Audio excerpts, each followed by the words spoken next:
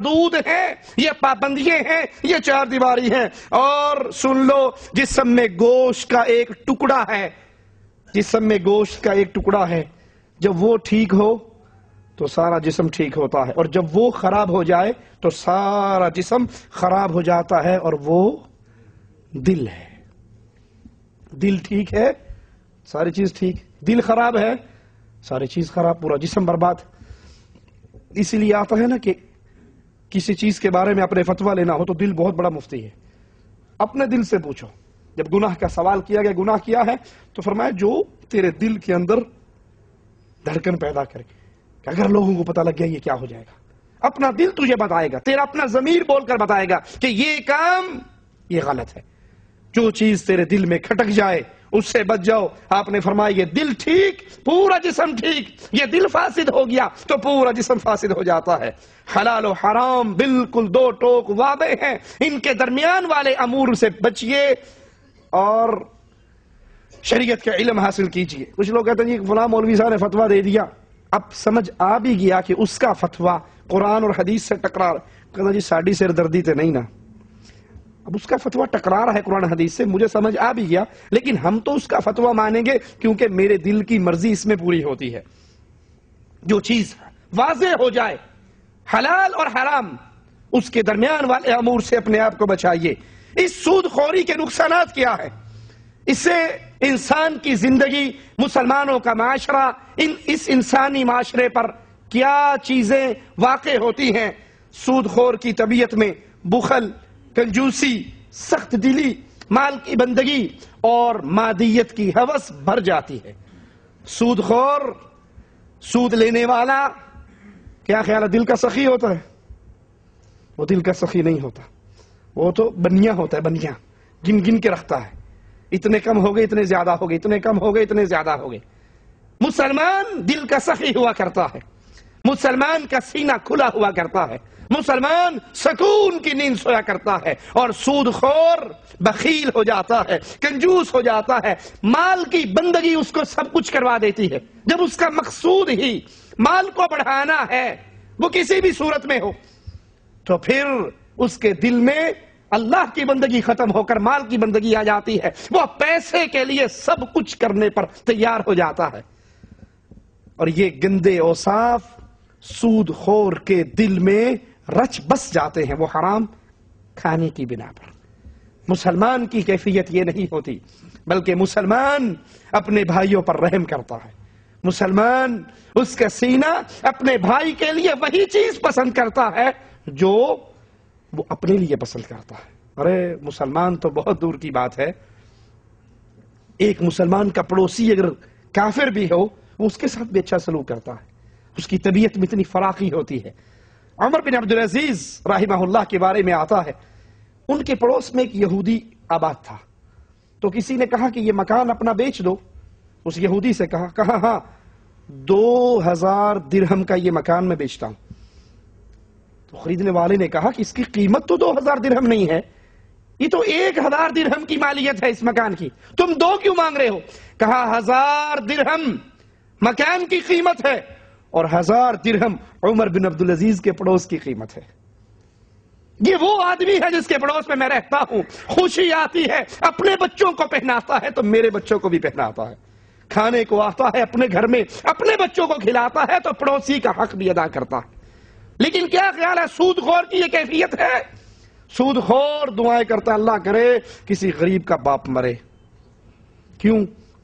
یہ مرے گا انڈیا پاکستان کے مولوی پہنچ جائیں گے، ختم نہ کروایا تو تیرا باپ گیا، کروا ختم، اسے پتا ہے اس کے پلے میں کچھ نہیں، وہ راستہ دکھاتے ہیں، وہ بنیا بیٹھا جا اس کے پاس، وہ سود خور کے پاس جاتا ہے اور اس سے کہتا ہے کہ بچہ پیدا ہوا تھا 2000 روپے خوشی پہ لگائے تھے، آج باپ مرا ہے، اگر 5000 نہ لگائے تو برادری میں ناک گئی۔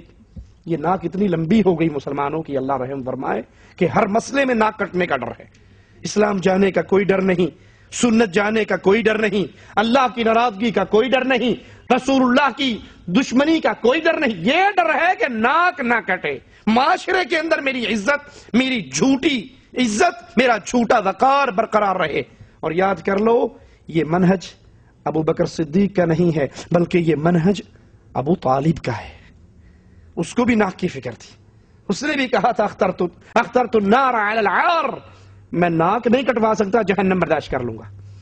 وہ پہنچ جاتا ہے جناب ختم کرواؤ، تیسرے دن کا، 7ویں دن کا، 9ویں دن کا، 10ویں دن کا، 40ویں کا، کل کا۔ کہتا پیسے کوئی نہیں، وہ کہتا وہ بیٹھا ہے، اس سے 10,000 روپے لے آؤ اور پھر سود در سود دیتے رہنا، مولوی کا پیٹ بھی چلتا رہے گا، اس کا پیٹ بھی چلتا رہے گا۔ تو سودی معاملہ کرنے والا انسان بخیل ہو جاتا ہے، کنجوس ہو جاتا ہے، دل اس کا گناہوں کی وجہ سے سیاہ ہو جاتا ہے، پھر اس کے دل میں کسی کے لیے رحمت کے جذبات نہیں آتے۔ اور ان رحمت کے جذبات سے ملتا کیا ہے؟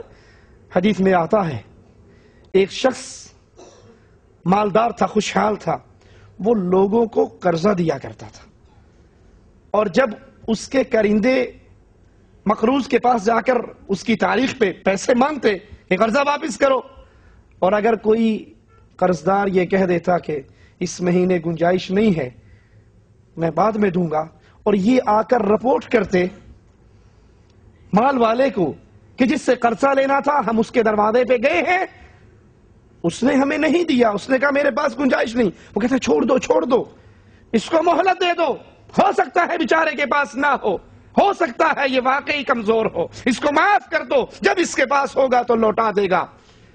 اللہ عز و جل نے اس مال والے کی زندگی کے سارے گناہوں کو معاف کر دی، کہا یہ میرے بندوں کو معاف کرتا رہا، اور میں تو رحمان الرحیم ہوں، اور وہ یہ لفظ کہا کرتا تھا اس کو معاف کرو، ہو سکتا ہے اللہ اس کے بدلے ہمارے گناہوں کو معاف کر دے۔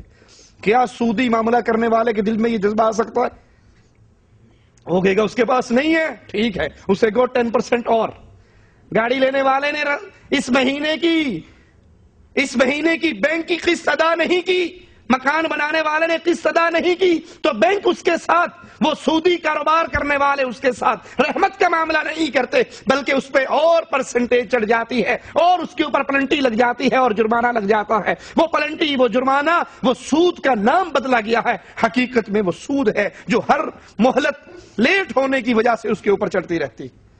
سود کا سماجی نقصان یہ ہے کہ جس معاشرے میں سودی معاملہ ہوتا ہے وہ گرا ہوا گندا معاشرہ ہے، جس کے افراد آپس میں تعاون نہیں کرتے، بلکہ خوشحال طبقے کے افراد تنگ دست افراد سے دشمنی اور بغض رکھتے ہیں، اور غریب لوگ امیروں سے بغض رکھتے ہیں۔ ایسا ہوتا یا نہیں ہوتا؟ اور مسلمان معاشرے کے اندر کتنی محبت، کتنا پیار! رسول اللہ صلی اللہ علیہ وسلم کے اصحاب رضوان اللہ علیہم اجمعین جب مکے سے ہجرت کر کے مدینہ پہنچے تو کیسی محبت کی اور پیار کی کیسی داستانیں تاریخ کے اندر رقم ہوئی۔ عبد الرحمن ابن عوف رضی اللہ عنہ وارضا، ان کا بھائی انصاری، انہیں وہ جملے کہتا ہے کہ اہل ایمان کے معاشرے کے علاوہ یہ جملے تاریخ پیش نہیں کر سکتی۔ کہتا ہے بھائی تو اللہ کے دین کے لیے لوٹا پٹا آیا ہے، میری 2 بیویاں ہیں، تو دیکھ لے جو تجھے اچھی لگے گی میں اسے طلاق دے دوں گا۔ میرا باغ ہے، تو دیکھ لے جو حصہ تجھے اچھا لگے گا وہ تجھے دے دوں گا۔ میرے 2 گھر ہیں، تو دیکھ لے جو تجھے اچھا لگے گا میں تجھے دے دوں گا۔ یہ اسلامی معاشرے میں مسلمان اگر وہ صاحب مال ہے، تنگ دست کے اوپر اس طرح محبت کرتا ہے، اس طرح رحم کرتا ہے، اور معاشرہ اکائی بن جاتا ہے۔ اور جہاں سودی معاشرہ ہو، جہاں سود کا لین دین ہو، جہاں سود کا معاملہ ہو، وہاں آپس میں دشمنی ہوتی ہے، بغض اور عداوت ہوتی ہے، قتل و غارت ہوتی ہے، خودکشی تک معاملہ پہنچ جاتا ہے۔ عبد الرحمن ابن عوف رضی اللہ عنہ وارضا کہنے لگے اللہ تیرے مال میں، اللہ تیرے اہل و عیال میں برکت دے، دلونی علی سوق المدینہ، مجھے تو صرف اتنا بتا دو مدینے کا بازار کہاں ہے۔